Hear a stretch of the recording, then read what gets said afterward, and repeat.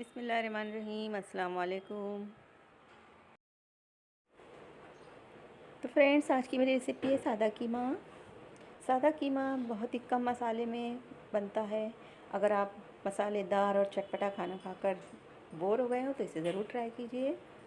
बहुत आसान रेसिपी है। चलिए शुरू करते हैं बनाना सादा कीमा। तो चूल्हे पर मैंने रख दिया है कुकर और उसमें डाल रही हूँ आधा कप तेल।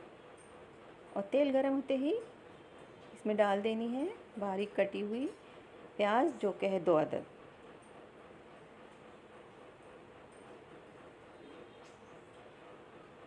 प्याज को कर लेना है लाइट ब्राउन। मसाले इसमें ज़्यादा नहीं डालने हैं। कुछ साबुत गरम मसाले हैं, जैसे कि 10-15 काली मिर्चें, 2 छोटी इलायची, 1 बड़ी इलायची, 1 दालचीनी का टुकड़ा और लहसुन है बहुत बारीक कटा हुआ, 4 अदद सूखी लाल मिर्चें हैं, नमक है और पाउडर मसालों में इसमें सिर्फ 2 चम्मच धनिया पाउडर ऐड करना है। तो इन तमाम चीज़ों को हम डाल देते हैं प्याज में। देख रहे हैं आप, प्याज बिल्कुल हल्की सी ब्राउन हुई है। 2 अदद हम इसमें डाल देंगे टमाटर और साथ ही कीमा है। ये 400 ग्राम कीमा है, जिसे मैंने धोकर छलनी में डालकर पानी बिल्कुल निकाल दिया था। तो अब इसे तकरीबन 1-1.5 मिनट भून लेना है तेज़ आंच पर।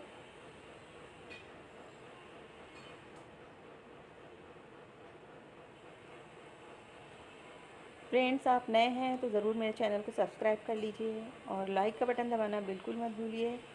और कमेंट में ज़रूर बताइए कि आपको रेसिपी कैसी लगी।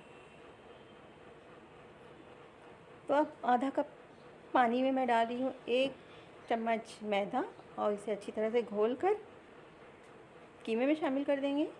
इससे हमारा कीमे का टेक्सचर बहुत अच्छा आएगा। तो कीमा भुन चुका है।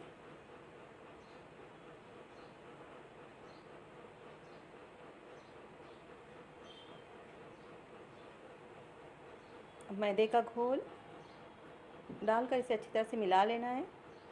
थोड़ा सा पानी मैं अभी और डालूँगी ताकि हमारा कीमा अच्छी तरह से पक जाए। और बस अब इसे ढककर गलने तक पका लेना है।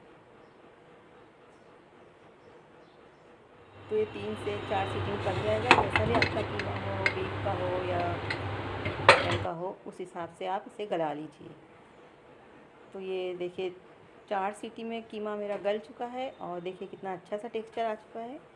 आप चाहें तो इसे भूनकर और पानी सुखा सकते हैं। तो तैयार है सादा कीमा। अगर ये रेसिपी आपको अच्छी लगे तो ज़रूर बताइए कमेंट में और लाइक करना तो बिल्कुल मत भूलिए। कोई मशक्क़त का काम नहीं है, सिर्फ एक बटन दबाना है। तो आप लोग भी बनाइए, खाइए और मेरी वीडियो देखने का बहुत बहुत शुक्रिया।